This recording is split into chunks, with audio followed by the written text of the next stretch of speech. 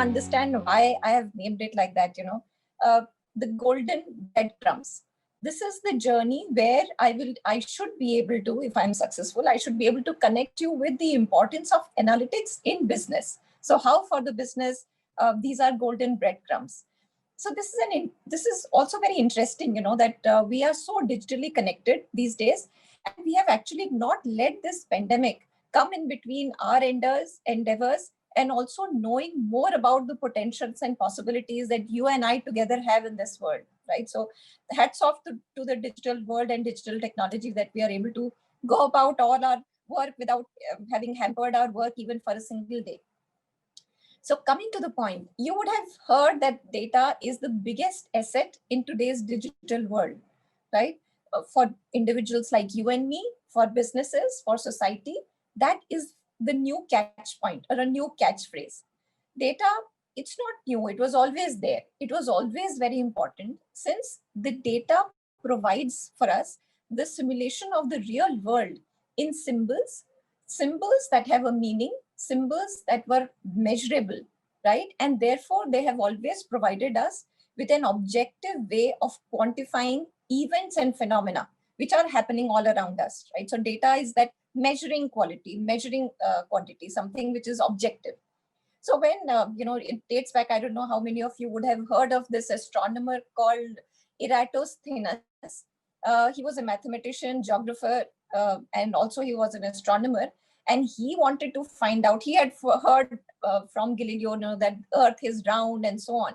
So he wanted to measure the circumference of the Earth. If Earth is round, I should be able to measure the circumference. And what he did was he then relied on the measurements of the angle of sun between two Greek cities, right? And he said, I will take that measurement of that angle at noon time from two different Greek cities. He already knew the distance between two Greek cities.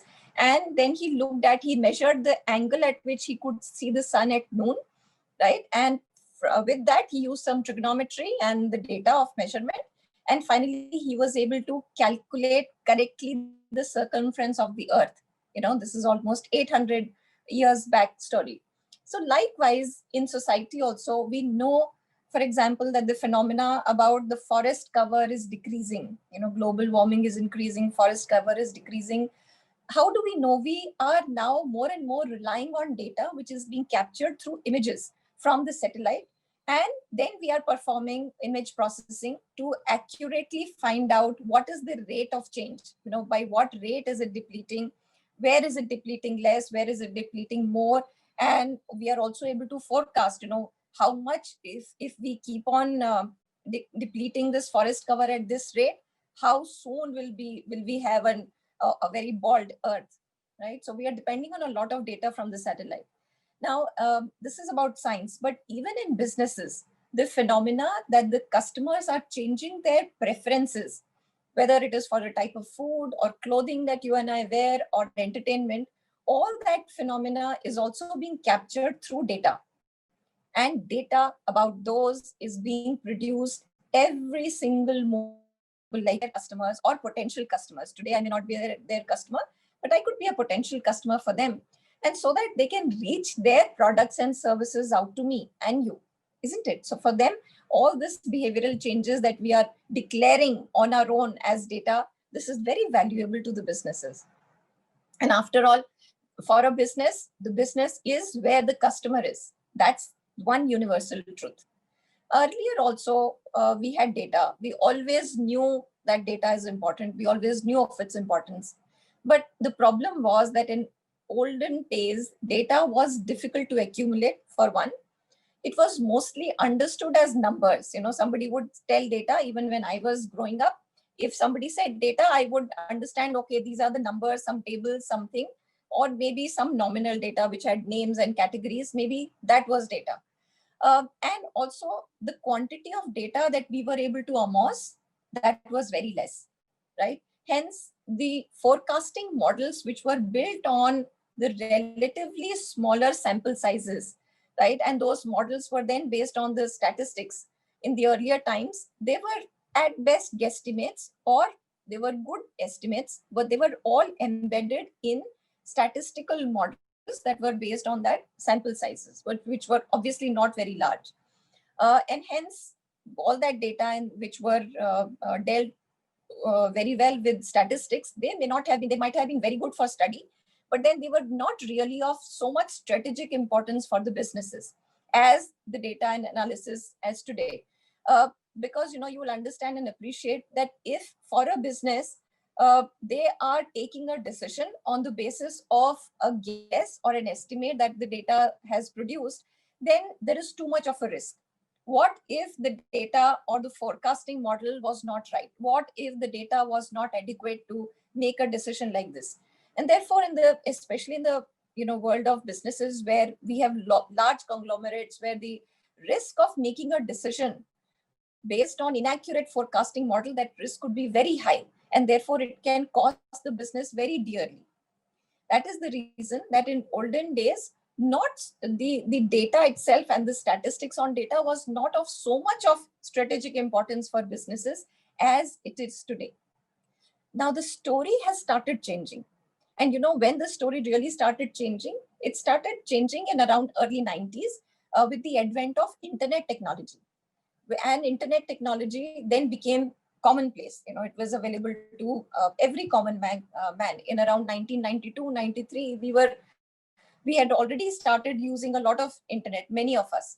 So while we had started using the internet, we started using it to visit websites, social media platforms, business portals, several search portals like Google. Now, when we are visiting all these, we are actually dropping breadcrumbs all the way. Every time I'm visiting a site or portal, and that is what is being captured.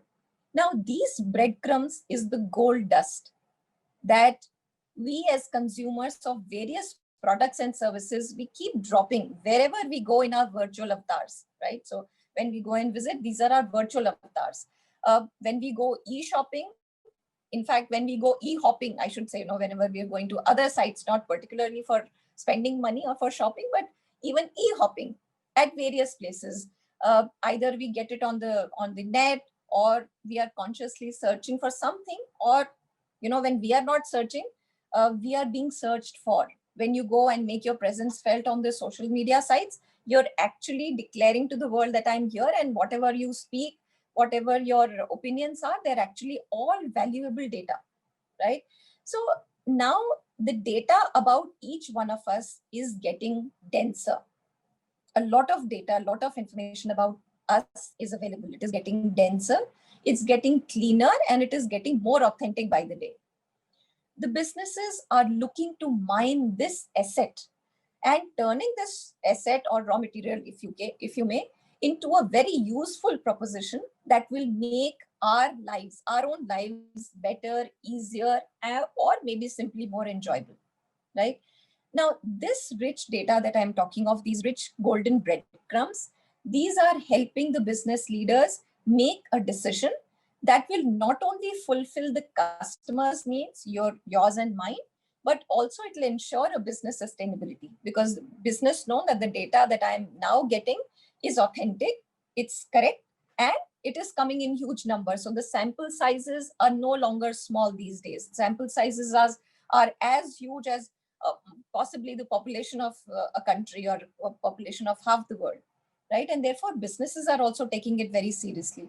They are wanting to get this now, the talent from now, this is the time now that businesses know that there is data, there is enough data, it is now getting of strategic importance, but now they need competencies, now they need some young people who will also know how to use appropriate technology to make meaning of this from this data, right? And then make meaning not only for themselves, but make meaning and then help the businesses make those decisions by way of which the business can keep growing in this world, right?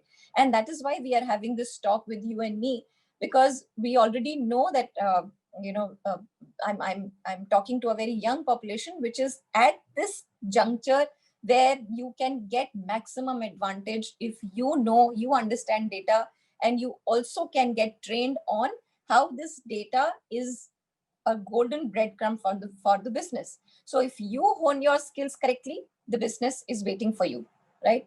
So just to sum up, because I thought I'll keep it short and I leave more time for the question and answer sessions, I wanted to just sum up that I feel these 5 things have changed, because of which the data has become golden breadcrumbs. First is quantity of data is being generated with the technologies like the IoT and the sensors based technology. Almost everywhere, wherever a sensor is tagged or a GPS is tagged, so much data is being generated every moment. It is almost real time avatar. So quantity of data has become large, humongous, big data as we call it. The speed at which this data is being generated in real time, that has changed. So the moment it gets generated at source, and there is immediate relay of this data to the base where you're trying to catch. So there is hardly any time gap. जैसे ही हुआ वैसे ही आपने data capture किया, and you can start working on analyzing the data. What does it mean? Third thing which has changed now is the quality of data. Data is no longer only numbers. Data is no longer only about natural languages. Data is about gestures. Data is about your facial expressions. Data is about your speech. Data is even about, these days with artificial intelligence, there is data about what I'm thinking.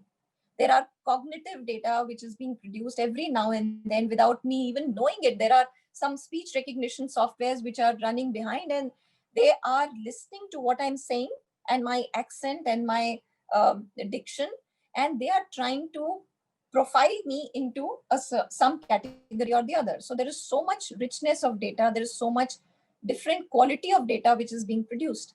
Fourth thing which has changed is that now the data is getting integrated from various channels, whether I'm using my telephone, my mobile phone, my iPad, or I'm going somewhere with my mobile phone where the GPS is on. From various different channels, I'm downloading a Netflix movie. From various different channels, I'm speaking right now to you. So much data from various channels is coming along, and all this is getting integrated. Whether I said something on Twitter or placed a like on some Facebook post, all that data is getting integrated, and therefore the data is becoming so much more comprehensive and useful. Finally, the fifth point is that now today we have the technology which can analyze these different types of data and produce good meaning out of it. Right? So these 5 things, which according to me has changed the world, changed the way data is being looked at, and not when I say the world, more so from a business world. This is the time now they want to monetize this new asset, right? And like I mentioned earlier also, now therefore data has become of strategic importance for businesses, and it has become an asset that can be monetized and be leveraged.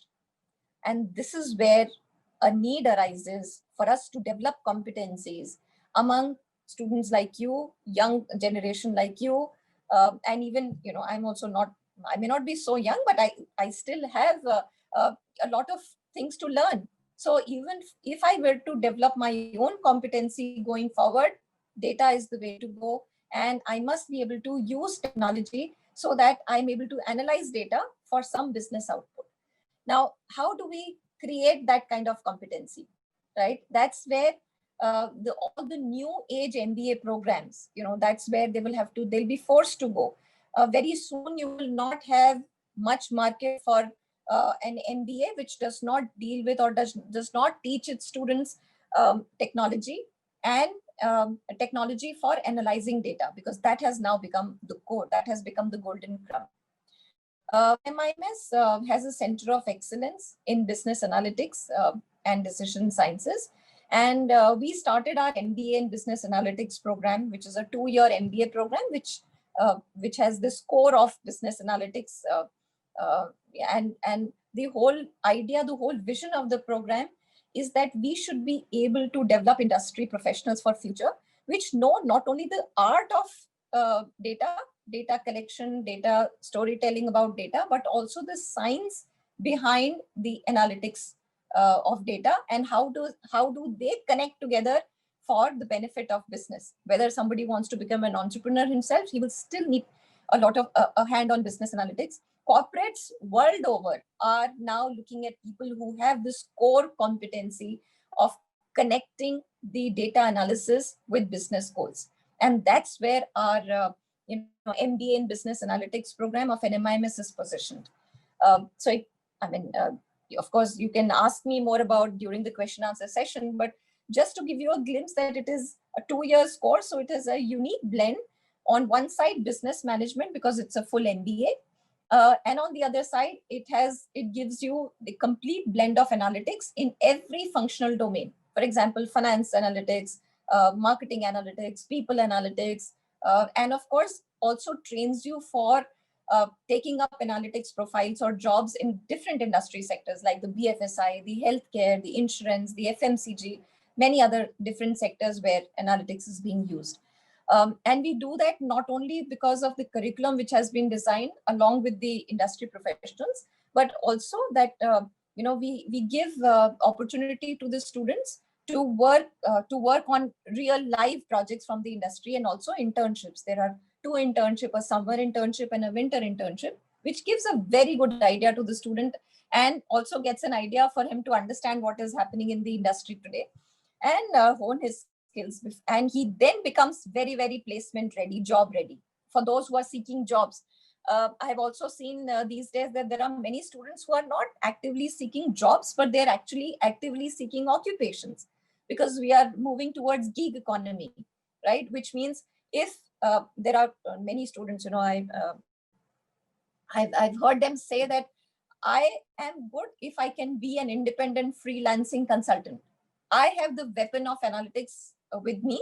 I have an MBA degree, and because I'm able to marry these two, tool of analytics and the competency of business management, I am the right person. I can go and solve a lot of industry problems. I may not be working with them as an employee, but I can be a freelance consultant to them. And that's what the gig economy is all about.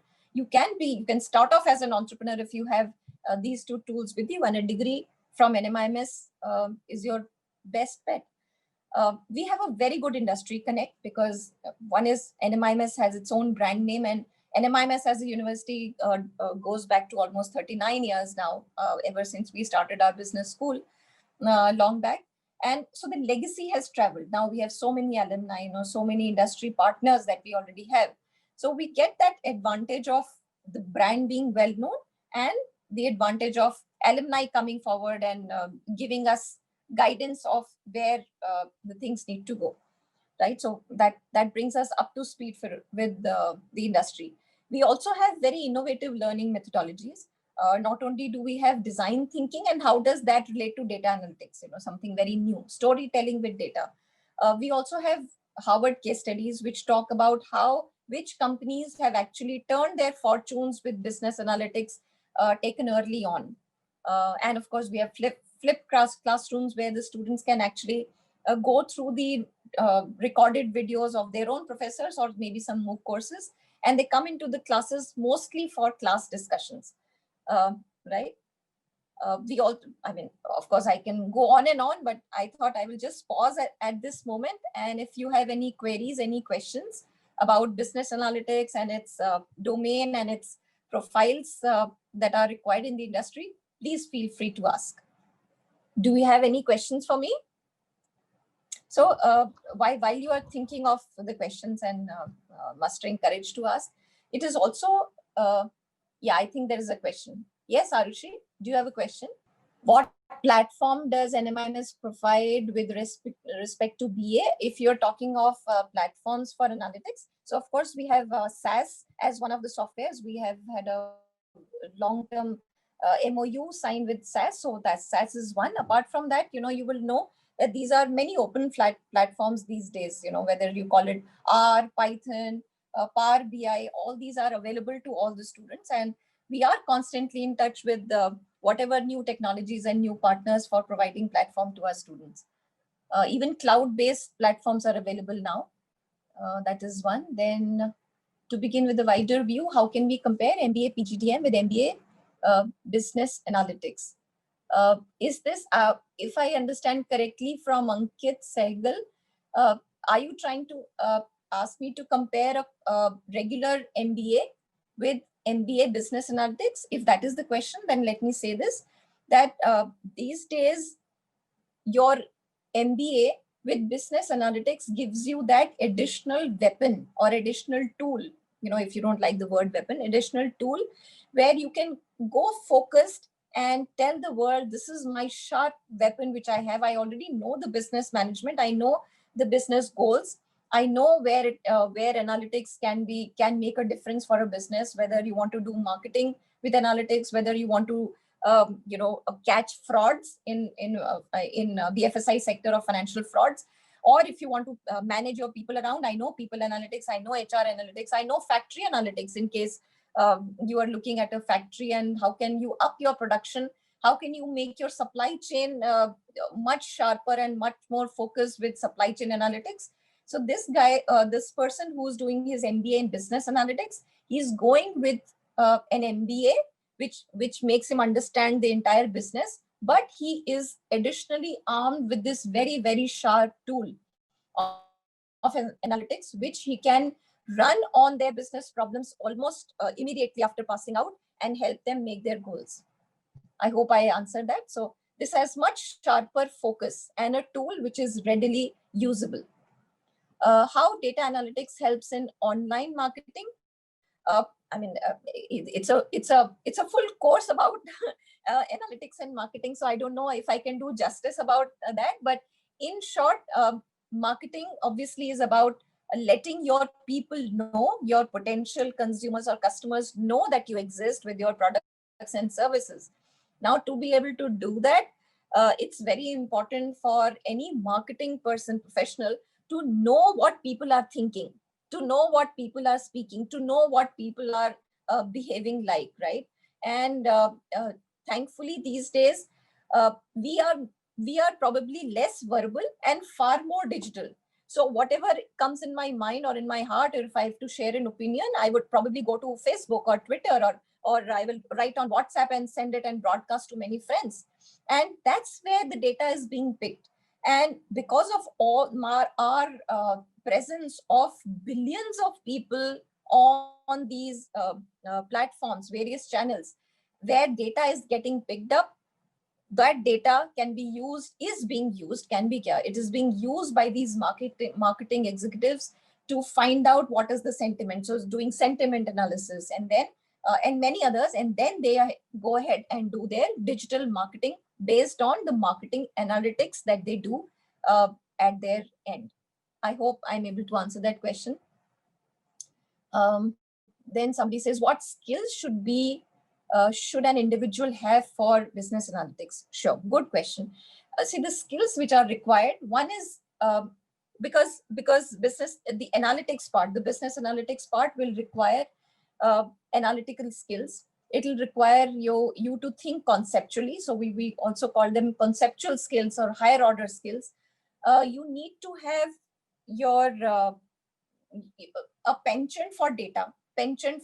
So statistics, you should be liking statistics. Numbers, you should be embracing numbers. You should also be a little tech savvy, because as you know, that data business analytics starts with analyzing data using these new age technologies. So when you're using new age technology, it'll help that if you're already pro technology, and a little bit tech savviness is good. However, it is not necessary that you should be a coder or a programmer before coming here.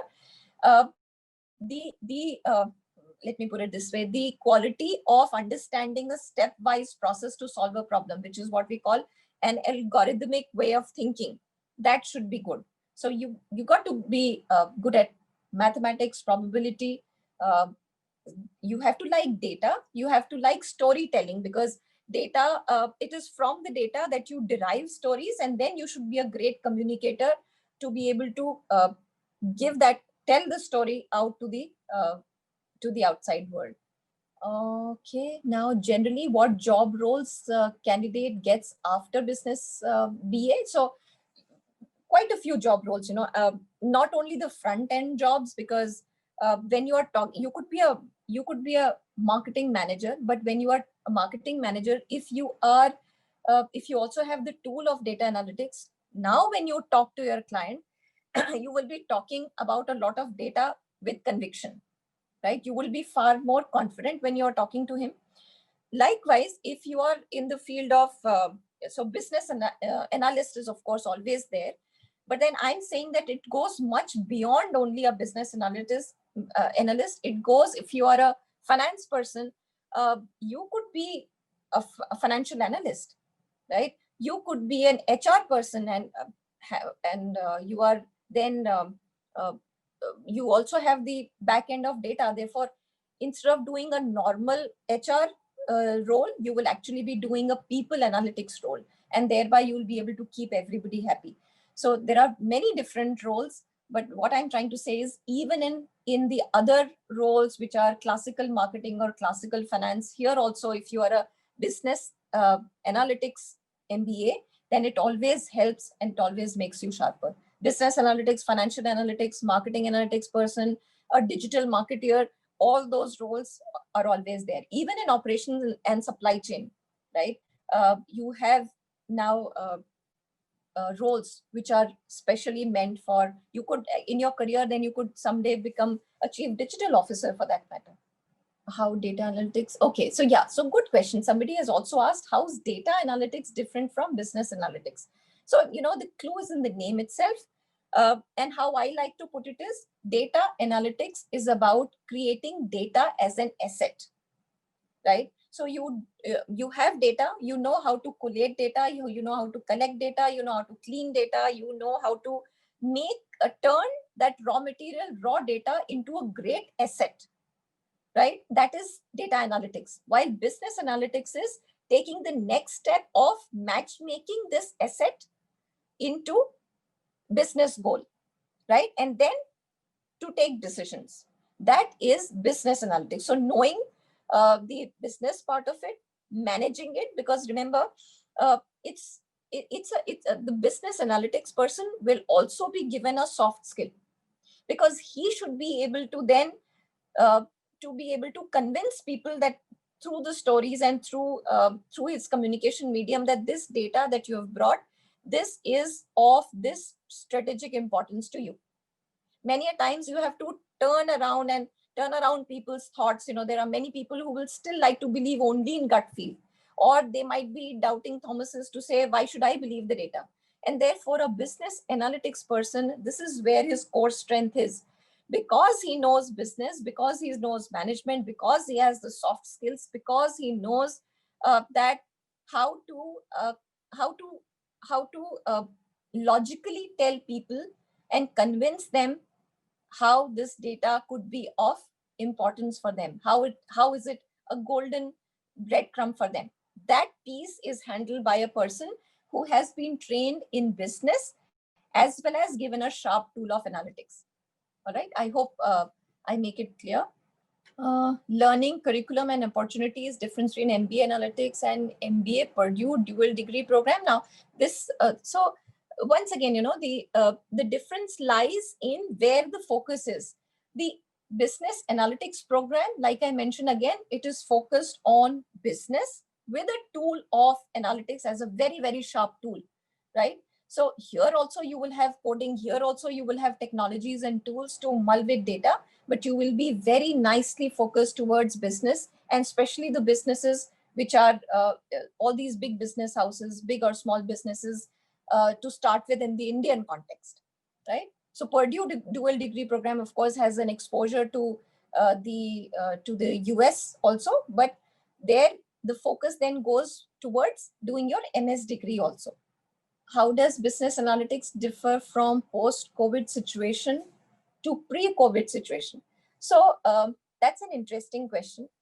Post-COVID, I think the focus has become even sharper about analyzing the data. So one is, of course, pre-COVID, while there was humongous data, post-COVID, it's only data. There is very, very little interaction. The verbal interactions are much lesser, and the digital interactions have gone multifold in post-COVID. And therefore, in the post-COVID era, when everybody has been leaving even more breadcrumbs, the data has become sharper, smarter, and the data is now talking the real truth.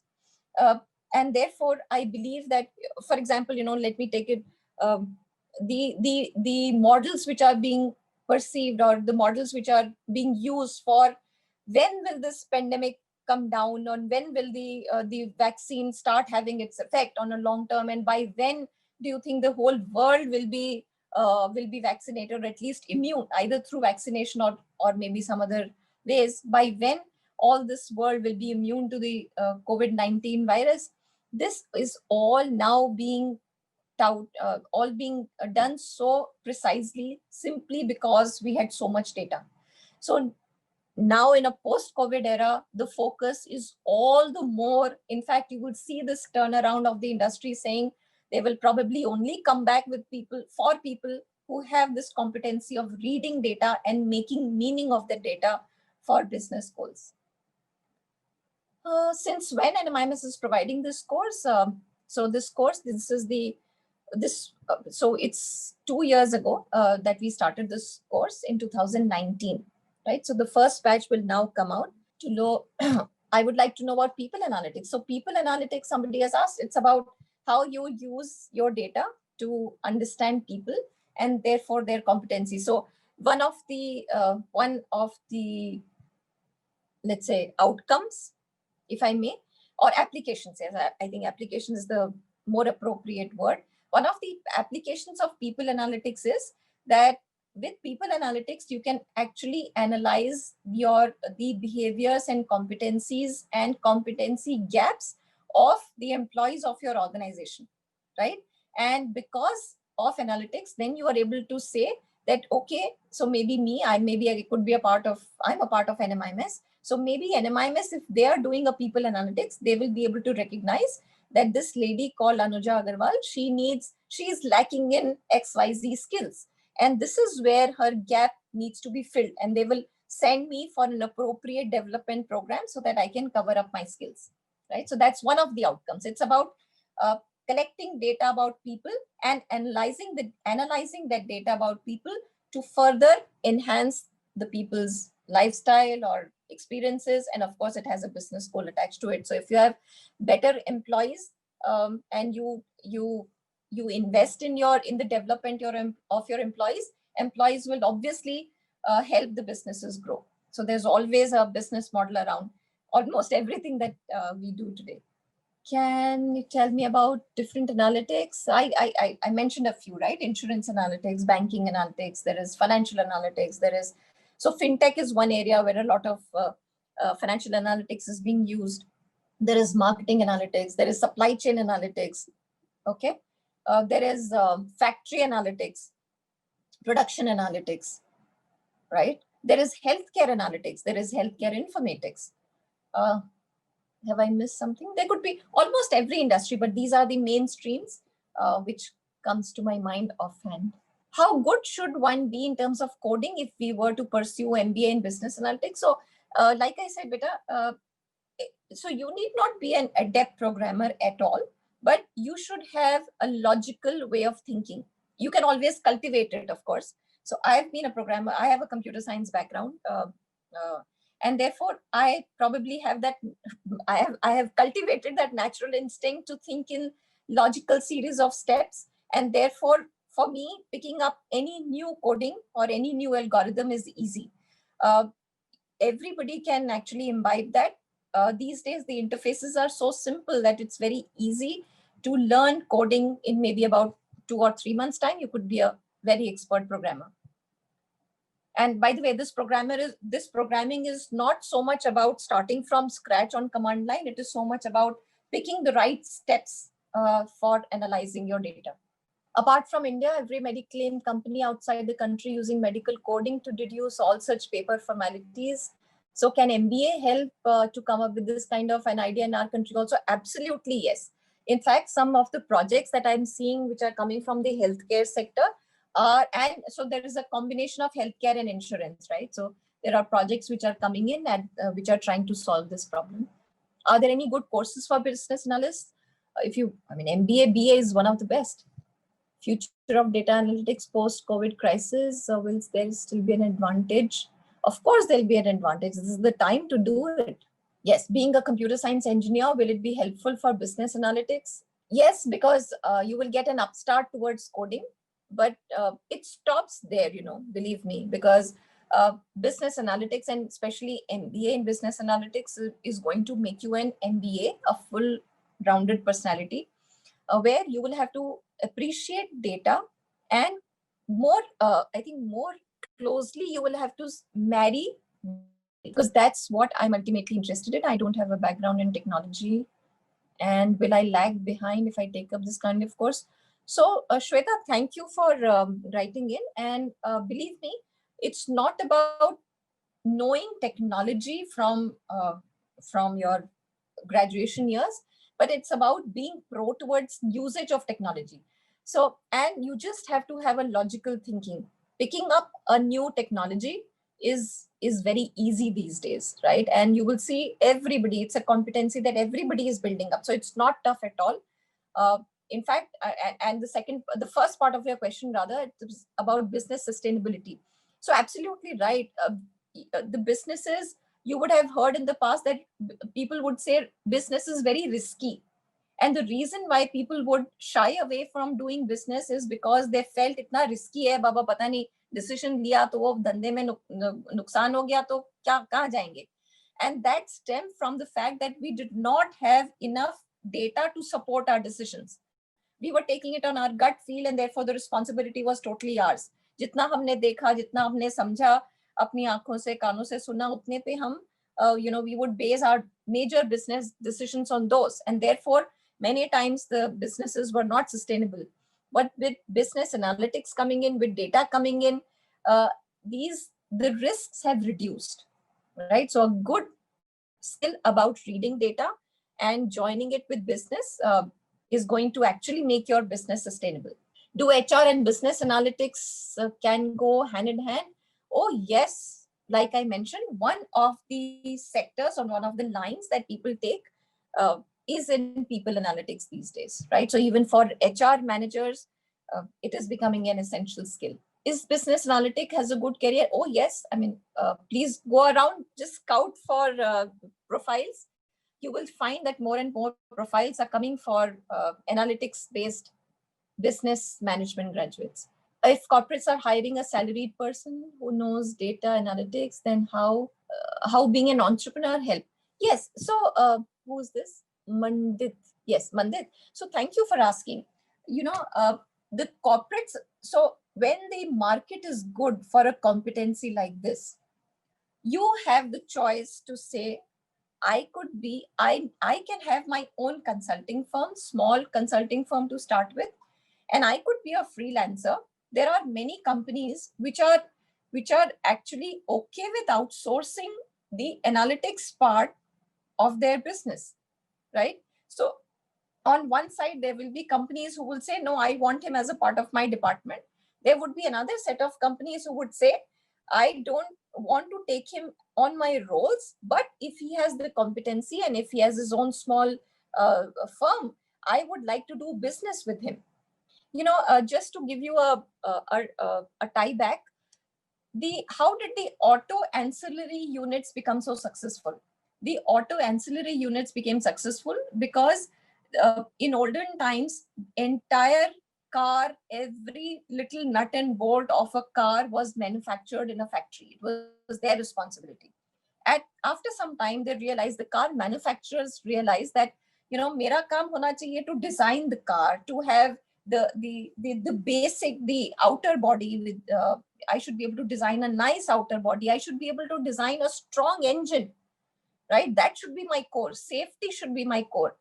I need not be making these small, let's say, headlights or tail lamps, or maybe the side bars, maybe something, some things which are not of critical sale value.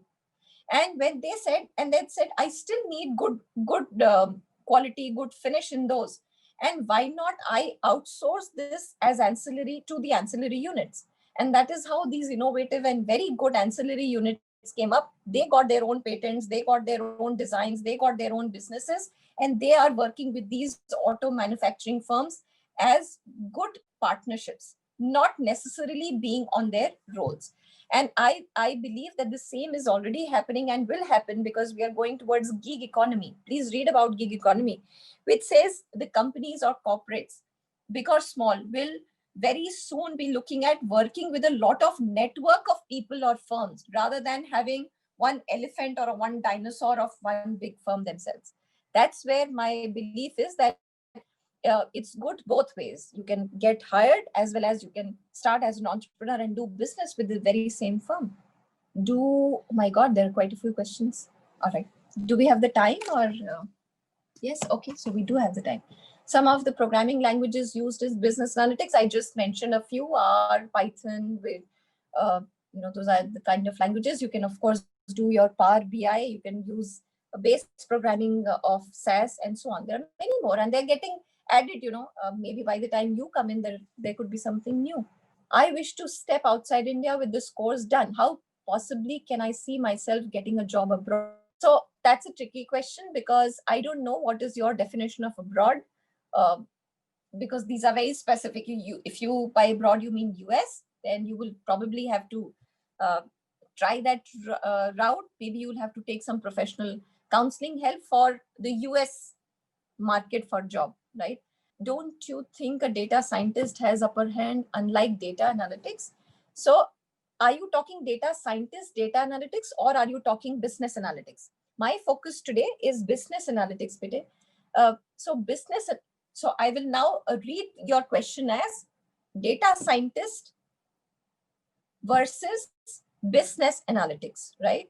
So a data scientist, like I mentioned, will create there. He's doing a science of data where he's creating an asset from that data, right? Great asset. That's also a very great field, very good field, growing field, creating an asset out of this data. But matching it to the business goals and applying it for in business decision making, applying it into a strategic decision making, that is the role of business analytics. And therefore, both can coexist. In fact, both will have to coexist. You will need people who will create the asset, and you will need people who will find out is asset ka kaisa monetization karna hai, kaisa leverage karna hai is asset ko for business and management goals. So I hope I have made that clear.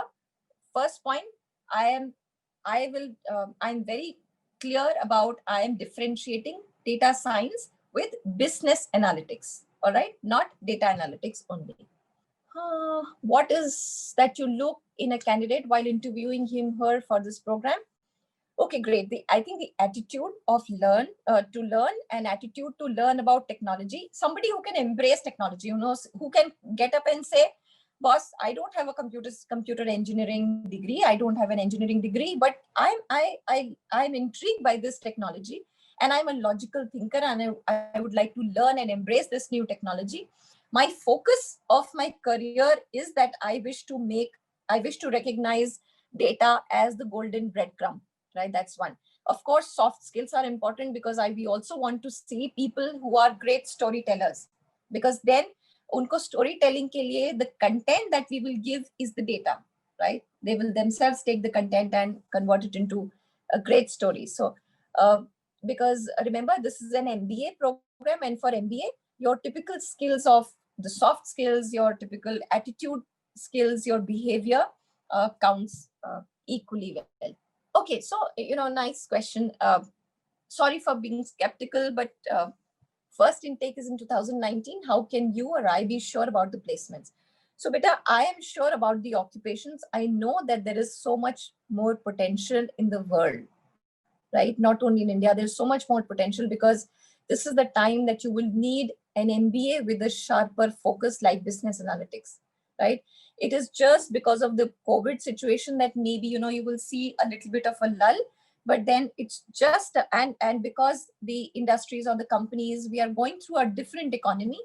But let me say this, the day the economy finds its feet, the first competency in people that every unit, every corporate worth its salt is going to look at is people who can read the data that got generated during this COVID-19 situation, and how can they leverage this important data about people behaviors, their latent needs, into making my goals, my business goals meet. And therefore, that gives me confidence to say there is no question asked. Placement could be just a temporary phase, but occupations हैं, occupations और भी आएंगी जैसे economy आपकी stable होगी. All right. Thanks, Mandir. I'm glad you liked my session. So somebody has asked, do they expect work experience or do they also consider freshers? So it's both. There is place for both, Peter, because the advantage with freshers is that they are moldable. They don't come with the baggage of मैंने एक company में काम किया, वहाँ मुझे पता है ये चलता है ये नहीं चलता, right? So freshers are very moldable for many companies, and therefore some companies prefer freshers. There are other companies who are probably looking at lateral hiring, and they feel that चलो जो भी ये गलतियां करके आया ना वो दूसरी कंपनी में करके आ गया होगा. Now that he's learned from his past mistakes, and now when he's done his MBA after a couple of years of work experience, he would have absorbed a lot more from the MBA, and therefore they can hire. So there is always a market for both these fresher as well as work experience people. Ma'am, I'm a mechanical engineer doing my PGDM and also doing a course of business intelligence. Okay, how should I go forward to encash these courses? I want to work in business intelligence field. So you're already doing a good combination, right? You are a mechanical engineer. So if you would, my suggestion to you would be anybody who's a mechanical engineer, for you, the field where you will really crack the code is getting into either supply chain and logistics analytics or production analytics or factory analytics. These are the fields. And aajkal to supply chain analytics and logistics analytics are very hot areas, right? Because of thanks to the COVID-19, that jitna e-commerce badhega beta, utni ye fields badhengi. And for a mechanical engineer, you would have been really trained in operations, right? Because it's very close to that. And therefore, those are the things where you should hone your skills. I'm glad that you're doing business intelligence. So business intelligence is also about that kind of decision making and knowing about how the data can be used as to make the business, to make intelligent decisions in business, right? And business intelligence is also about knowing that newer technologies like AI and machine learning. So I'm glad that you're already doing those great combinations. Choose your industry sector carefully. Okay. Somebody, Sunshine says, I love the way you say beta. Thank you. Okay. Thank you. I'm just sorry, it's just the age. I've been in academics for quite some time. I'm working in business development. Okay. Does this course also have scope in energy and environment domain?